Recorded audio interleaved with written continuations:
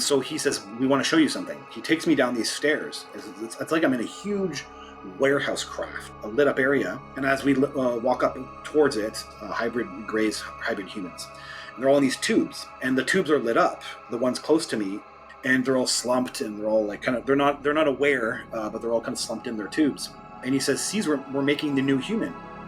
And I get uncomfortable by that because he's not explaining anything at the moment, and so I'm assuming he's talking about replacing humans. What about us? Like, don't we get an opportunity to change? He said you had the opportunity, but the nuclear weapon was the last opportunity.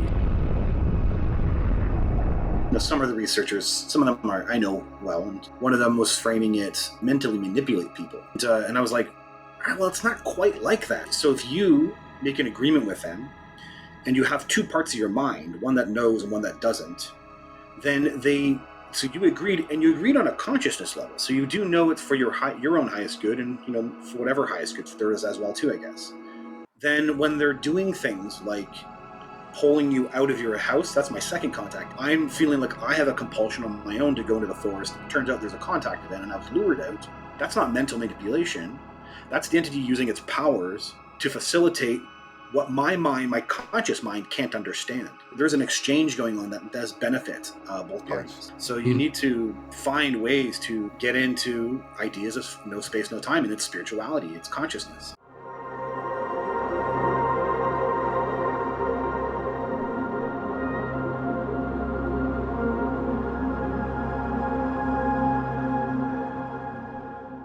Welcome everyone to Cosmic Convergence, where we dive into the fascinating world of extraterrestrial intelligence, consciousness, and the mysteries of the universe. My name is Daniel, and I'm joined here with my co-hosts, John and Christian.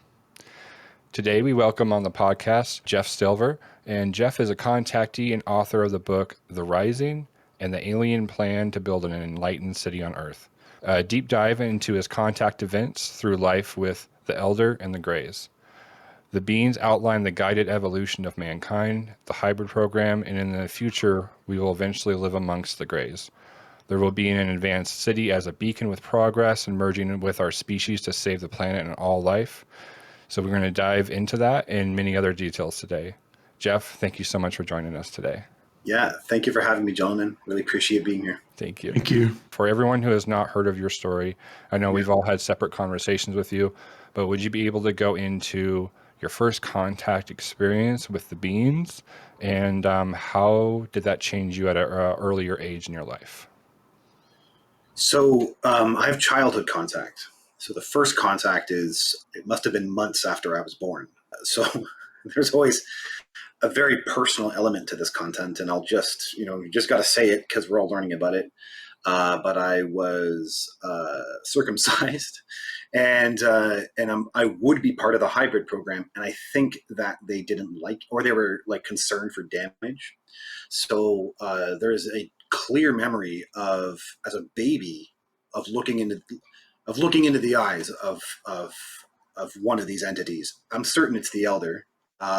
But that feeling is very, when you get that feeling of looking into the eyes of gray aliens and the way they kind of encompass you and telepathically envelop you, that happened as a baby. And it was a distinct memory of being in one of their, kind of a nursery, actually, and having that one of those entities. And again, I'm certain it's the Elder without like 100% proof, but it was the Elder directly and kind of picked me up and then had me connected with my eyes, and then they were doing some kind of medical testing at that time. And now you asked how that shaped me. So maybe you're referring to the what I call the first contact event, which is the 16-year-old. So I had these kind of a plethora of childhood contact events that when you're a kid, you're just not processing it the same way. So you're just kind of, I'll learn I have their DNA. And so I think there was already, at the 5-year-old moments, when they're taking me with a friend of mine. I'm not having shock the way I might as an adult later on, and I'm kind of feeling very relaxed in the environments, and yet they seem to be maybe obscuring their faces. I'm on craft, and they seem to have been doing some kind of experiments, or I was with other children, and they were learning.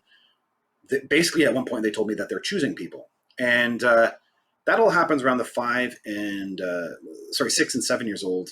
and there's 5 contact events, including that baby one. So 5 altogether. And then it ends. It ends at the age of 7, and then they come back when I'm 16 years old. And that's where it all begins. So that's the kind of quote unquote relationship starts. This is the first contact event. And all the contact events were being obscured from my mind at the time. And though they always leave imprints, and as some of the childhood events were, the police got called when me and my friend were missing. And then, but for us, we were just hanging out in the back of the ravine, and we just, all of a sudden it's nighttime and we have to go back home really quickly. And we're running back home, and we didn't know we had alien contact. And they had taken us during this weird brief time. And so some moments like those that kind of stick out. And then when I'm 16 years old, they come back. And when they come, all the memories are opened that they had obscured. And it's weird. It's a weird moment of being a 16-year-old who thought he didn't have alien contact, living a normal life. And then you're aware of, when the alien shows up, you're aware of the previous contact events. And it's confusing. And you're putting it all together in the moment, what's going on, and you're really confused. And basically what's happening is I've come home from hanging out with friends at the age of 16, and it's over top of I'm walking across a field in the middle of the night, and they literally, like, kind of when I'm most isolated and alone, they showed up, and they freeze me on the field, ask for my permission to go into the craft, which is interesting. I always kind of like thinking about those small little details. And it makes sense when you understand what they're going to do with me. And that's it. We go into the craft. I do agree, once I kind of remember that I was familiar with these beings to some degree. And then I'm in the craft. It's a big story what happens here. The contact event is huge. I don't even know how long this event takes, but they're very interested in my future. There's a set of events that are very interesting for them, and they want me to agree to an experiment. And so my story is, I agreed to an experiment with gray aliens to discover my soul. And, what's amazing is I say those words practically in all these podcasts and in these interviews, and a lot of people actually kind of get it. I think by this point, we understand gray aliens are kind of experimental, and they're interested in biology. And this might be far-reaching for some people, but within this field, a lot of people are kind of understanding this can happen. And I actually now I put it in some of the YouTube videos I have online, that John Keel talked like this in 1967 in a document that aliens will make agreements with people. And I thought, that's exactly what they did with me. They made an agreement. It's an experiment. And I agreed to it because I could feel. So basically, they show me an outline on a hologram of my future. I don't understand it. I don't know that that's what that is, but she's explaining this is what it is. It's kind of just abstract images to me. And she's explaining, there's an event in your future, and we want to help you discover your soul. And so for this first part of this timeline, we're going to be developing you. For this second part of the timeline, we'll be studying you from the effects of what we did to you. And what they do, I agree, because I could feel I was bonded to them, and there's some other things that they answered at the same time about my life that was a mystery to me at the time. So I agreed, and in that contact event right there, they will show me my soul. So I'm 16 years old, and first there's a medical procedure where they're putting things into me, and I'm pretty certain there's 4 different implants into me from that one event there. And then after that, they take me to this room. And I simply call it a dimensional room. It's a physical room that you go into, and the effects of the room are out of this world. It seemed to have a large amount of space that was too large for the size of the craft. So it just had this football field's length of space. That was the same that Suzy Hansen, who we've had on the show, and we've had conversations. I know you're connected with Suzy, and White she room. helped with editing your book and stuff, but she just explained the white room as well, correct? Yeah, you got it. So we both identify as having been to the same room, same type of room. I can't say it's the same one on a craft, but I think she experienced it in a kind of more of a base, while mine was actually in the craft, floating white room, if you will. And you got it. We identified as the exact same space. My memories matched her memories of what the entities did, the type of behaviors they had in the room. And it's also very fascinating that this happened to her in 1989, and mine was when I'm 16 years old. It's 1993. It's only 4 years later. It's really weird the timing of that. We also identify, we kind of like on the hunt, like detectives, look for other contactees who've been to this room. Linda Porter appears to have been in a very similar room, who is in Linda Moulton Howe's book. I just remember, I wish I could remember the name of that book she's in. But Linda Moulton Howe has several books that she produced in the, if it's not the 90s, the early 2000s. And Linda Porter was one of her contactees. And Linda Porter calls it the soul transfer room. So she's in an empty white space where they have capsules of humans that can transfer souls between them. And it's the room is tied to the mantis. And mine will also have, in the 19th contact event, the mantis, though I don't call it the mantis in my book. It's that entity, it's that archetype. And it is also part of this room. It's associated with this room. So it's a really weird, we have all these crossovers with this very powerful dimensional room. And so, yeah, they basically put me in the room. I'm having an effect off of it. And I think Suzy nailed this in her book. I'm spending these last couple months really trying to understand all the sensations and the feelings and the memories and what was really going on here.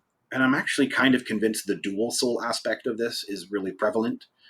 I think that the room was interacting with, their part of me in my consciousness, or the soul, the ethereal body, if you will. And so there's a real pronounced effect on me from the room. And so I feel amazing in the space. It's having some kind of effect on my body and in the cells of my body, and I'm looking at it and I can see it. And then the elder, the main gray alien I ended up building a relationship with, I called her the elder in my book. She steps forward and she says, "What is going to happen is going to be beyond your comprehension." And she steps back, and then all the entities start floating, and it's like the bodies phase, like the phase out. And then what's left is this ethereal, the ghost you, right? The ethereal entity, the ethereal energy of you, and then it collapses. So we all become orbs, and it's just this multi-dimensional bliss rush. I don't even know. There's no words. There's no matchable experience yet on planet Earth, and so it would be equivalent of a Kundalini rising, but it's greater than that. It's something, because it's merging with this energy dimensional self. Plus, the room was alive. All of a sudden, the room has this kind of life to it, and I'm convinced the aliens can tap into the quantum field, and all of a sudden, you're merged with it. And then it's just play. They were fully into the play aspect. There's this very child exposed self sensation. And I was in an altered state. I wasn't in the me that would be the 16-year-old. There was this kind of erasure of identity, or this erasing of identity was really, really pronounced. And but you're aware. And then, so there's play. There's this kind of moment of play. And some of the elements that me and Suzy have similarities to is that I kind of danced with them, like I spun with them. And then she saw that in her contact events too, in the same room that the aliens were spinning with each other. And I did that with the elder, and you have this kind of unity experience. So it's kind of small details like that crossed over between our content. And then the elder turns herself into a portal. So just write down strangeness, right? High, strange. You can't even forget the brain, forget ideas. The elder turned herself into a portal, and she's telling me to come in. And so this is the beginning of something even wilder. I go inside, and I'm an orb. I'm this high energy orb. And she shows me, so what starts is a sequence of passages, a sequences of events. They're almost laid out for me to watch. And I assume I'm watching holograms. That's my assumption of real events that occurred in the past. So here I am. I get into this portal, and the first thing I see is a dead body, kind of off to my left. And the dead body has a glittering light energy over top of it. And I'm having a shared experience right away. In the book, I say, I'm alive. I've been alive. That's literally kind of the telepathic feeling, sensations, words, if they would be words, is what came out of me. And what I'm watching is a present moment that is actually the past, but is simultaneously the present. So I'm watching the death of my last life that looked and feels like a present moment experience while simultaneously feeling like it was the past. So it has this weird Everything all at once kind of a Yeah. feel. time That's is exactly how out. that feeling is. Yeah, there's a feeling. You got it. There's a feeling to watching a past event that is simultaneously a present moment event. You got it. There's a feeling right there. Yep. And I have that feeling as a 16-year-old, as time is bending in my mind and in my frame of reference of reality. And and so I'm having a shared experience with it. There's a whole background story here about what I now know this is. It's a past life in the Holocaust, and this past me is sad. It's quite sad for the life it had and how depressed it was for this unrealized life it didn't get to fulfill, and so it's sparkling energy and it's kind of crying basically. But I'm in a state of like shock of what's going on because I'm having the shared experience. Also, the realization I live on forever. I could feel at that moment the birth and death life cycle was going on. And all this, so I'm having this kind of brain breaking moment for myself that I live on forever, and I could feel the passage of time. And so it's just everything, every frame of reference of reality is being destroyed. Yeah, yeah, and the sparkling energy is going up. It's going up. It's going up, and then it makes it to this veil. So as a third person observing this experience, there was distinct things the elder, who is now encompassing behind me, this gray alien who kind of brought me into this space, wants me to see. And it gets really interested. It's like as if she was kind of whispering, watch this. And this energy moves into this veil, and it's a distinct boundary. And then the energy, sparkling energy, goes through it. And it changes into the higher, I can only define it as the higher self. It is a completed energy. It's the completed self, but it's the only way I could frame it is, as humans we have intuitive moments where you know something and you can feel it to be real or true, and then you, as the passage of time carries on, you realize you were right. You had no way of framing and knowing that knowledge. You just knew it to be right. And that's your intuition, and you kind of knew something. And maybe in one case you had to make life choices that you knew, had an intuition about. Well, imagine that one feeling, that moment you have as an intuition turns out to be a fully personified part of yourself that in the afterlife you become. So you become the no space, no time you. That turns out to be intuition of the self. And so, humans have glimpses of this, and there's actually a personification of it completely in the afterlife. There have been near-death experiencers and many others, even channelers, saying that the higher self is that aspect of you that is always outside of the physical, that's always there. The totality of you is really there, and they can't put the entire part of you into the physical body, so only a piece of you is experiencing any given lifetime, just like a tiny little bit of it. And then when you pass on, you merge back with that total self. 100%. I would agree with that description.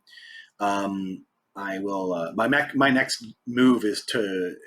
I'm doing a lot of research on these near death experiences and people's descriptions of this stuff. And I have some of my own theories about the embodiment of the higher self, the human's role behind that. But you're totally right. I think the idea is that the long-term purpose is we're trying to get to that space of embodying it more and more and more. And the time thing is reported too. Exactly how you described it is exactly how they describe it, that there's everything happening all at once. Yeah, you got it. And I'm convinced that the higher self moves through even slightly being an individuation while being able to merge more into the strata of the outside time, outside space, God element, if you will. So it has an ability to move back and forth, and because it's still utilizing time, which is very fascinating, but not to the same way we are, because you're going to rebirth again. So then the higher self is aware of and utilizing time. And so I'm certain it's moving up and I'll talk about this in a presentation because I'm fascinated by all this stuff. And but I'm totally convinced everything you said is bang on, is right from my information and from the firsthand experience I have of witnessing this stuff. All that matches what I now end up learning about people's experiences in the afterlife. Jeff, me and John and Chris have actually, last week we were kind of talking about so John and his fiancee Melissa, they go through and they do the spirit box and stuff, and they contact the entities through. They've had accounts of things that they make sense now, but was said like almost 6 months to a year before. And because they're comparing notes, they're able to then correlate the information that they seem to like be able to mess with time, or they're outside of time, right? You Yeah. have this it's this weird kind of like, if you actually look at the details of it, you see that there's all these kind of hints and different things that are being put in place in the time, in our timeline, or whatever time is. But there is this supernatural element of it that, I think that a lot of religions and people groups perceive as like, oh, these are guiding forces. I know when I was Christian, that was always a thing of like God leaves little breadcrumbs, little hints here and there. It's all the same thing. It's just a different language expressing it, Got it. One of the most fascinating elements is that is what I'm certain is going on here, that the entities are operating outside of time, or able to anyway. I don't know the degree with which those things are 100%, but if anything, they can remove themselves outside of time. And then, but this whole field of certain events are happening right now, other events that are future are happening now, past events could be happening now. You can zero in, focus on, and it might be more malleable than we are ever able to comprehend. And somehow the afterlife plays into this, and that's really fascinating. And the self of consciousness plays into it as well too. So, yeah, it's this is a whole bucket that I think people who really want UFOs to be nuts and bolts don't realize it's going into this space. That is And just that's the level one of this subject. yeah, nuts and bolts level one. Yeah. Yes. And they'll spend a lifetime possibly, trying to digest the other elements of it, because it just takes forever. The other problem is that you have to have a personal experience of it. And having other people tell you about it doesn't really amplify someone having a personal experience. So you need to find ways to, get into ideas of no space, no time, and it's spirituality, it's consciousness. The entities, the phenomena in general, will really, I mean, from my experiences, will pay you no mind if you don't pay them mind. Right. If you're closed-minded to any aspect of it as a whole, um, it's even though time is nothing to them, they still want to make sure that they're putting their proper energy towards a positive result or some result. And so that's why a lot of debunkers and skeptics will run into problems, because they're so shut off from that reality, which is part of our reality. I mean, it just is. They never experience it. You have to go in with an open mind. It's to my experience, and I'm sure from the sounds of it, yours too, Jeff, is, if you the more you put into it, the more it gives back. It's a two-way street. It's a Yeah. two-way street. And when it comes down to reports like Betty and Barney Hill and such like that, to where they were like you were mentioning about how you were led into a field.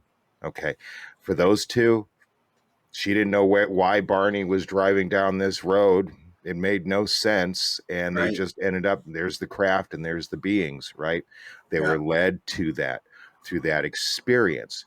Now, of course, they didn't realize, I don't even think they realized at the point of their passing why, but it was probably either through some contract, which we've heard before, or maybe they just didn't have all their memories, were still, repressed or suppressed from early on in their life. But they definitely, there was a give and a take between both. I Yeah. mean, if you look at that story, which I'm sure you're well studied on, so I apologize, I'm not trying to school you on this stuff, but anybody that might be watching this episode right now, right, because we still have a lot of new people that are coming into this field and becoming aware of it, and is just they were at first terrified. And again, I like to say, well, as a kid, like, let's say I loved Roger Rabbit, right? And then Roger Rabbit, an alien or entity wants to come and make contact with me. And then they're going to say, okay, well, what is John like? And so they may try to appear in a friendly way, like Roger Rabbit or Bugs Bunny or something like that, right? But if I were to turn the corner or leave my room right here and go into the living room and suddenly there was, you know, a 6-7 foot tall rabbit, I'd freak out, right? Because that's just out of our norm, Yeah. right? But they're trying to be friendly and nice about it, right? Okay. So Betty and Barney Hill were afraid. Well, Barney was kind of, he was afraid, and then he was just, you know, just going along with the program. But when they both got put back in their car, they wanted to go and join them. They missed them. It was a totally different experience than what they expected, and it was still kind of a give and a take between the two. There was a relation that got built there. It's much like Whitley Strieber. There's a relationship that gets Right. built there, and so in order to have more contact, like yourself, it starts at an early age. But I'm sure, like you said, when was it the elder that asked you to come onto the craft, or was it Yeah. It's the elder directly yourself. That's right? right. And she respectfully asked you Yeah. if you would come on, and that's a great indication right there, because it still gives the free will, Yeah. right? And that means a lot, right? So the free will to come in, and you could have said no, thank you, and they probably would have left. Yeah. So there's a mutual respect. That's what I'm trying to get at. Oh, And 100%. Yeah. mhm, And I agree. And I actually lean towards, how have I framed it? I think, some of the researchers, some of them I know well, and I am friends with them. And, one of them was framing it mental manipulation, or they meant to mentally manipulate people. And I was like, well, it's not quite like that. Like, so if you make an agreement with them and you have two parts of your mind, one that knows and one that doesn't, then so you agreed on a consciousness level. So you do know it's for your own highest good, and for whatever highest good there is as well too, I guess. Then when they're doing things like pulling you out of your house, that's my second contact event. They're pulling me out of my house. I'm feeling like I have a compulsion on my own to go into the forest. It turns out there's a contact event and I was lured out. Then that's not mental manipulation. That's the entity using its powers to facilitate what my conscious mind can't understand. So there's a level of, like, I can't comprehend some things. So they're using their powers in a way that facilitates the higher purpose of things. right. And so I agree with what you're saying there, that And there's a it's like play on the personal side that helps. There's an exchange going on that does benefit both yes. parties. And a lot of the other thing too is the parallelization. Okay, like you had mentioned, I had watched a previous podcast that you were involved in when I was talking during that. I believe it was during that soccer field event, to where, you know, when she asked you if you would be willing to come on to the craft, you were kind of just at a standstill. You couldn't really Yeah, move, correct? And yeah, a lot of people see that as that form of manipulation. Well, yeah, going back to the Roger Rabbit thing, okay, we're not used to seeing that, just in oh general. yeah, We're not used to right, seeing that. And the last thing that they want is to, like with Travis Walton, is to be trying to help Travis Walton out. And they're unprepared for him to come to. And he's, of course, stressed out about the whole situation because it's new to him. And he just picks up an instrument and starts swinging, because yeah, that's a defense mechanism, right? It makes perfect sense that they would want to go ahead and protect themselves, not yeah, because they're going to harm you, but yeah, because they're coming into your reality and they don't know how we're going to act. They would hope exactly, that we're going to be like, oh, hey, you know, and it yeah. just, you could be amicable about it, but it's for their protection as well as ours. There's no Um, manipulation going there. this is the acts of biologists or anybody who Mhm. studies animals, right? The person is definitely kind. There's actually scenarios here where we keep the animal wanting to be aggressive to the human because we don't want to humanize that animal. I'm not saying aliens would do that, but sometimes the behaviors are, because we're dealing with, we know now, we should just all agree they're dimensional. So we have levels of comprehension that we struggle with here. We can't imagine how they would really be behaving, and we don't have the evidence yet. I keep saying that on podcasts. I think I'm making enemies, but no one's challenged me, by the way, that we don't really have evidence for malevolent behavior. We have evidence for definitely behavior.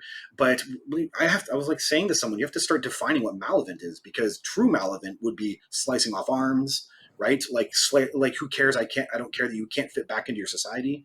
And that's not, we don't have evidence for this type of aggressive behavior. But in the case of these entities, um, you're bang on. And there's a couple things that get at play. Like, they may be affecting the human, whatever dimension they're pulling you in, whatever space, and even interacting with you, they're slowly affecting you and in the subconscious, even if they're going to wipe those minds out.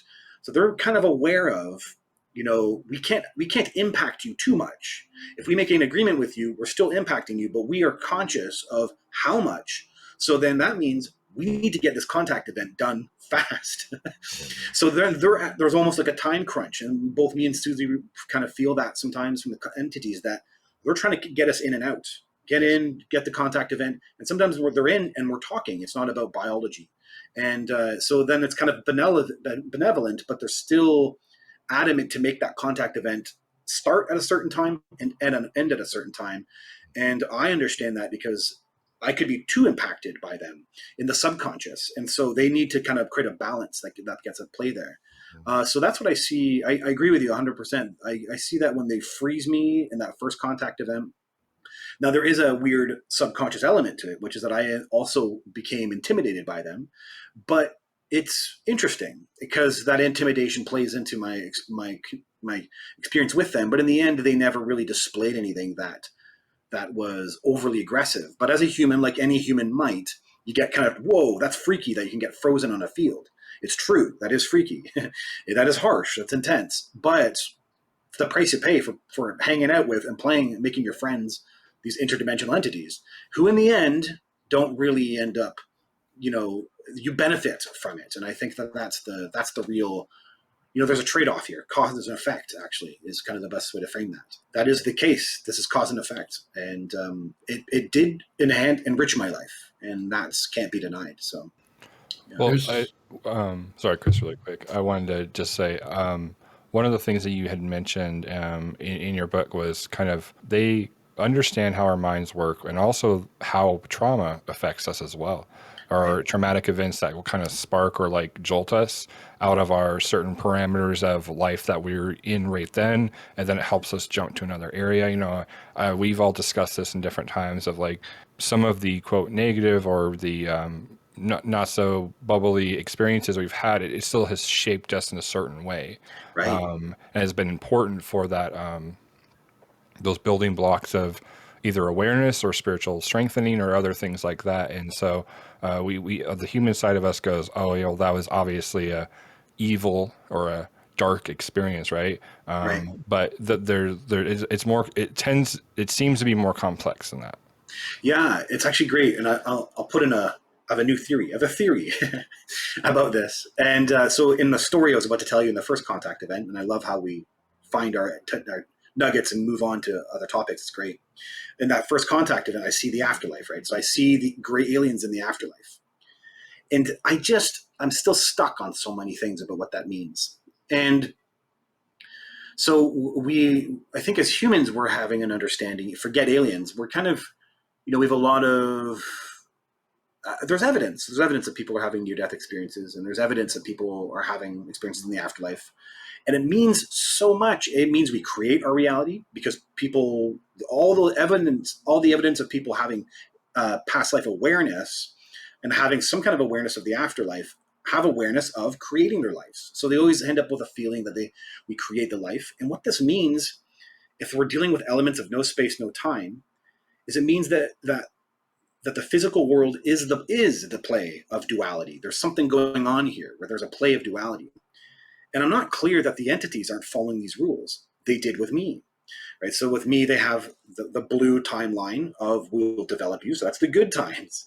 And they almost like, well, we have to create an opposing because we're coming from this other realm and we're operating on this other realm. So I'm not clear that that's what this is, that for everybody who has contact has definitely something advancing, consciousness advancing, something that pushes them, that definitely opens the doors of their own minds and opens the doors of their own consciousness. Simultaneously, the aliens almost have to do something that is an element of the personal self, and it creates an offset. It creates a balance, and that balance plays out in my own contact events.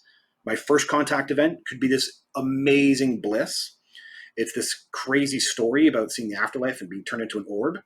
Well, the pain I experience in the 8th contact event, just at the beginning of the next cuboid, for anybody who knows my story, the 8th contact event is the beginning of the next segment I have with them, which is it's like a duality thing going on here. Like there's a balancing out. And so we're going to give you something extreme. There has to be a balancing out element, almost like that's the rules or dimensional aspect of having to interact with us in this physical realm. That's a theory, but my story fits into that theory. And I don't know if that's what's going on here, because definitely people have traumatic experiences, but I do know contactees who can have kind of, unsettling and traumatic experiences while simultaneously being shown other elements that expand their consciousness. So it seems to me like that could be at play here, that who are coming from the afterlife realm of this no space, no time self elements, and then when they have to interact with a human who lives in duality, there's some element where they have to be applying both sides. I don't know. Yeah. One of the interesting things about that is that, especially with the, you create your life and everything, and me and my research into NDEs, that led me also into hypnotherapy, where past lives get brought up, but also people who have allegedly been abducted. And when they go into what they feel were traumatic experiences, a lot of the time, it wasn't always actually as traumatic as they originally thought. It's just the Right. human psyche having something so outside of their realm of understanding and belief. It freaks them out, and the mind does this thing to protect itself, and it it can create like stuff. And that's why they also use, and these beings are aware of this, and they sometimes put like screen memories in place of that, so when they put the person back in their life, you're not completely distraught. And I know that there are some abductees who report that, oh, this happened to me, this was horrible, like I hate this. But then from the way they talk about things, I also understand that they don't have the understanding of other things like near death experiences and what they're reporting and Yeah. life agreements and contracts like that. So I know, to the standard human, for lack of a better term, who doesn't understand that, looking at this only as from the human perspective, it can seem negative. Yeah. But they show many indications, like asking, respecting free will, giving warnings about the planet and things like that, that show there's a more benevolent reason for their interactions and how they do things. And you've brought this up before, and I like that you do, because I have the same thought, and I think this is how it works, is that this is probably not the first time that they're doing this. They're Right. probably experts at contact scenarios, and they know what works and what doesn't work and how to proceed as we grow in awareness as a collective civilization. And I think there's a lot of things at play. I think this is, I think comprehension, clearly comprehension, the human comprehension is at play for them. I think people don't really, really, really, really realize how damaging it can be to give information that humans can't comprehend. So, and we keep expecting that we'll be able to understand everything here. And I think that that's the outside of the mind element. The more we kind of explore ideas like outside space and time and near-death experiences, and we expand our mind with these ideas, I think these are the directions we go that start helping us understand the phenomenon. But, I'm pretty convinced that we need multiple levels of comprehension to get the bigger picture of what this is all, what's really going on here. And comprehension is there's almost an element of personal experience that's required. And if you aren't at a level with which to handle the personal experience, then you can't comprehend something. And that plays a role. You could be told, oh, they're from another dimension, but it's a weird game, because you could also mess up your own ability to have the experiences of that dimension if you have already preconceived ideas in your mind because someone told you about that dimension. So it's a weird, comprehension is weird. And I think I understand too, the aliens balance this out, because my contact events are filled with some things they don't tell me, some things they tell me, some things they don't tell me. And like right at the end, I don't know if you made it to the end of the book, but there's this book of the future. And it's like, okay, there's a future element going on with the entities, and never mind that there's this timeline stuff that they can see. There's, showing me a book of the future, and what's that all about? And there seems to be something going on here with their ability to either be outside of time, or they're from the future, or but if we're just told that, we make it more harder for ourselves to be the ones to figure out for ourselves what that means.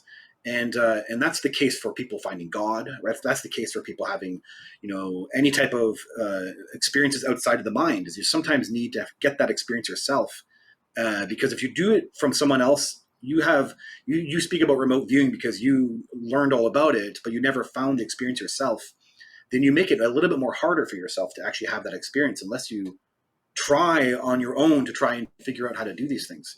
And I think that just plays a part in the aliens' communication with us, that they deal with our comprehension. And that makes sense when you start looking at the things they said in Betty Barty Hills. Contact events is not what they said in Jim Sparks, and then is not what they said in Stephen and Suzy Hansen's, and not what they said in mine. It just kind of, they keep expanding the amount of information as we grow in comprehension. And also what's expanding is the type of contact events. And near, like, Whitley Strieber didn't see the afterlife from an alien on an alien ship, and they just keep doing this. They keep expanding and expanding and expanding, and pushing us towards a new realm of greater comprehension. So you'd mentioned the hybridization program, and they'd shown you kind of like, these are the steps that we're doing to kind of get you guys on a better track.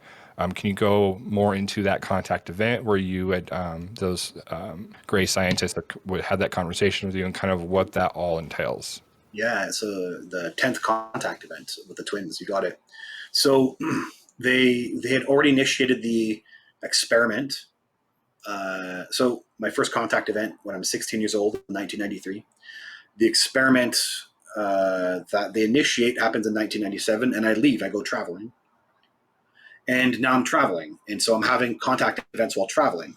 And so the first 7 are before traveling, 8, 9, 10. So now the 10th contact event, and this is the summer of this is July 1998. I'm prepped by the elder that I will meet the twins. Basically, you can tell the twins, you can ask the twins anything you want. So it's a moment to actually ask questions, and this is very interesting too. That they gave me. There's actually several moments where I can ask questions to them, and they kind of very distinctly give me moments where I can freely just ask questions. And so that was a preemptive in the 9th contact event. You're going to meet these entities. And then I'm just driving on a road in northern Saskatchewan, of all places.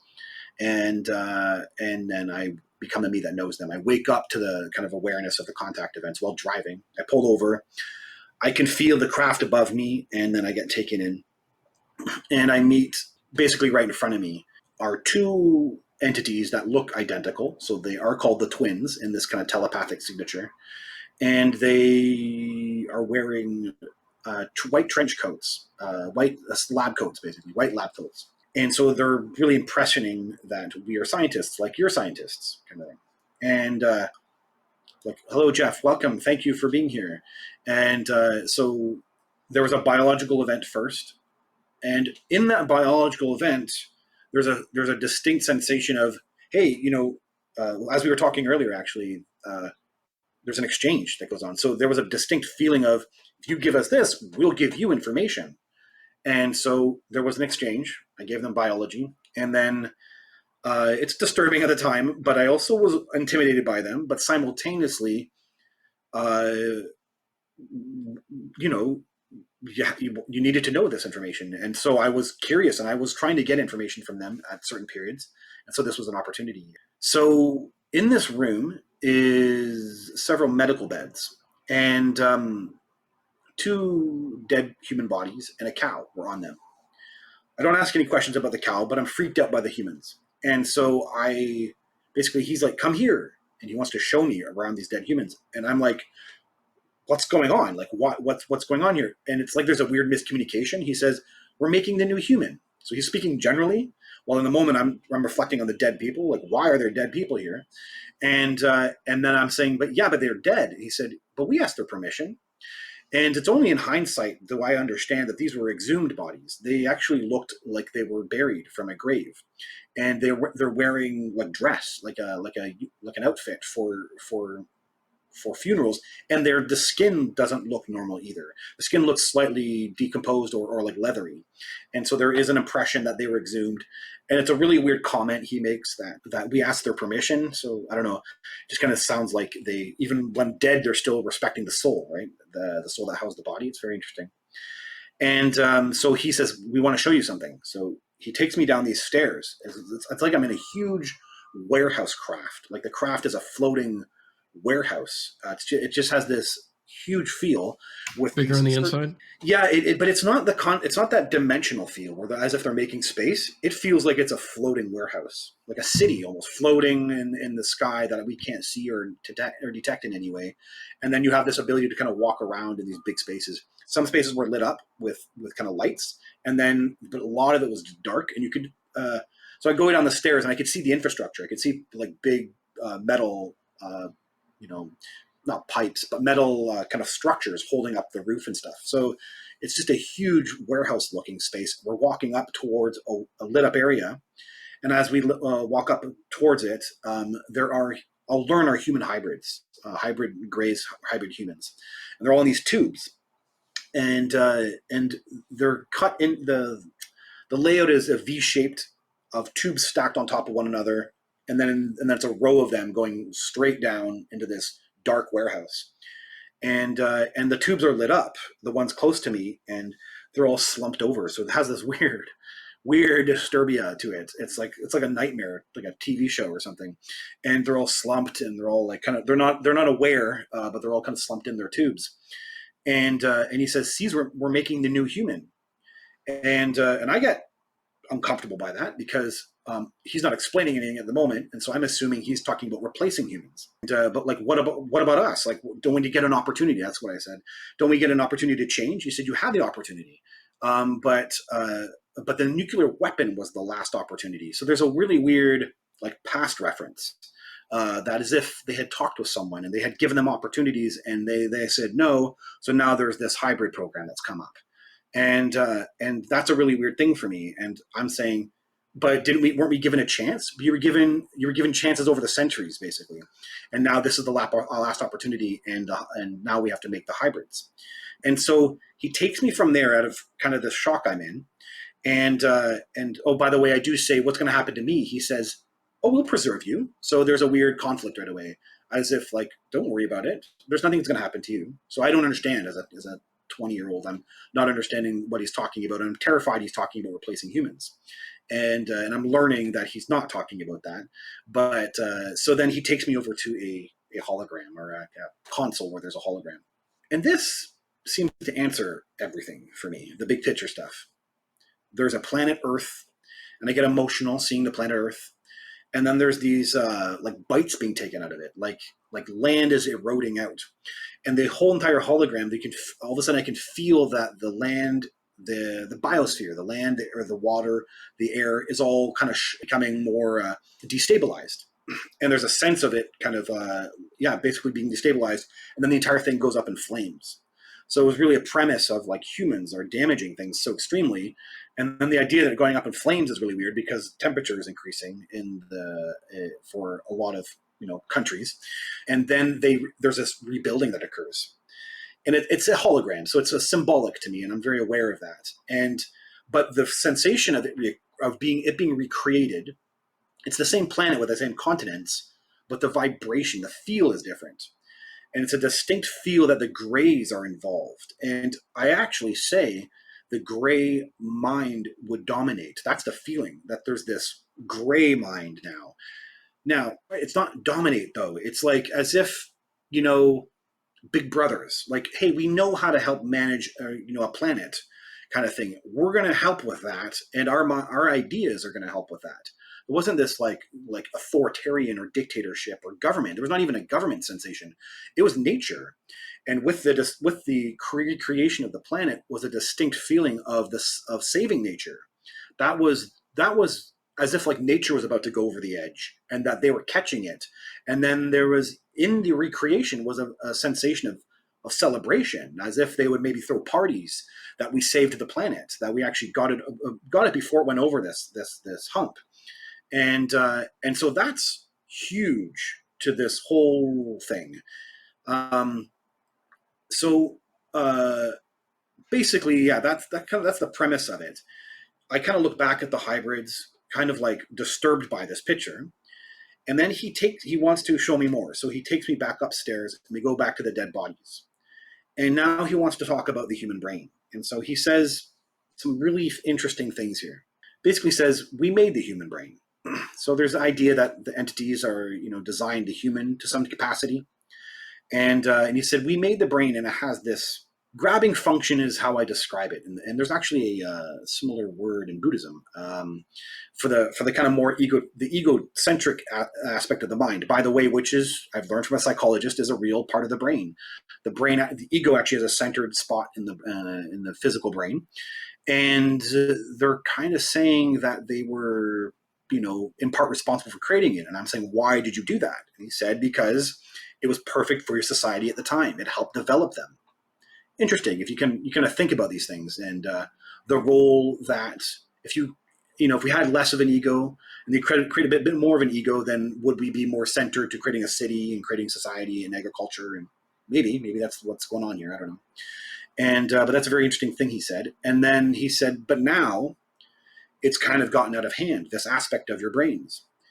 And it's also in line with Vedic and Buddhist philosophy that we fight with ourselves, right? We have an element of ourselves that is kind of egocentric, self-preservation, and then it's a balance between communal thinking, a balance between caring about the other and collective thinking. And they're basically saying that we created it. Interestingly enough, he also says you always had the ability to not use it, but it's too late now. You've made your world around it. And he emphasized the religions. I just found that really interesting. He said, if your human religions didn't believe in the grabbing function, which is that egocentric part of the mind, you would have made it over the hump. I'm assuming when he says hump that he's talking about the planetary problems that would come up, these struggles. So our own egocentric mind, which, the harder you think about this philosophically, the more it all makes sense that, the human mind is the reason that we have a very fractured society. Economics, education, all the aspects of our society are very fractured, right? People have education that don't fit into society because society didn't help with that process, didn't help with the society, didn't help move it in any other way. And capitalism kind of does really emphasize these kind of separations. And so he's basically saying that had a religion actually been able to help with that, and again, vice versa, also really weird that the religions are really, interestingly enough, have always been separated as well too. Even though we're all kind of believing in God or believing in spirit, they couldn't get together themselves on a level and jump up and say, hey, we all believe in the same thing. How about we all try to, unify each other? And that not happening helps create the fracturedness that when we move into this really, really hard time, we aren't going to be able to, quote unquote, make it over the hump. Very fascinating. And then the whole new human, the hybrids, are to iron this stuff out. So they have, I guess the idea is a more brain that will be susceptible to, communal thinking. The details of all that, I don't know, but that's the premise, that the hybrids were actually are meant to help with that, curb that behavior, that kind of quote unquote egocentric or grabbing function of the mind. Then the entity takes me to one more room. It says, another thing to show you. Takes me to this space in the craft, and a big door opens and we get inside, and inside is this ball of light.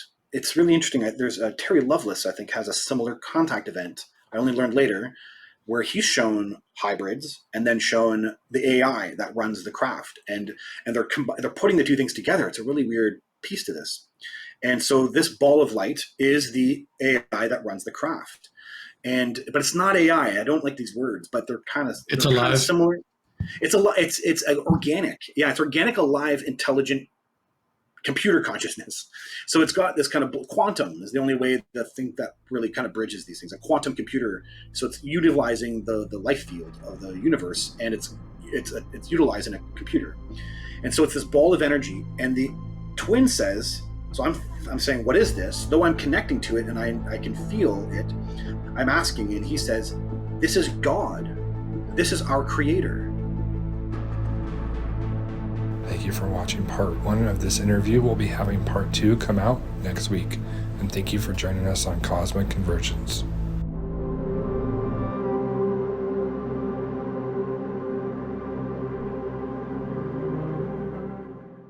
Bad monkey.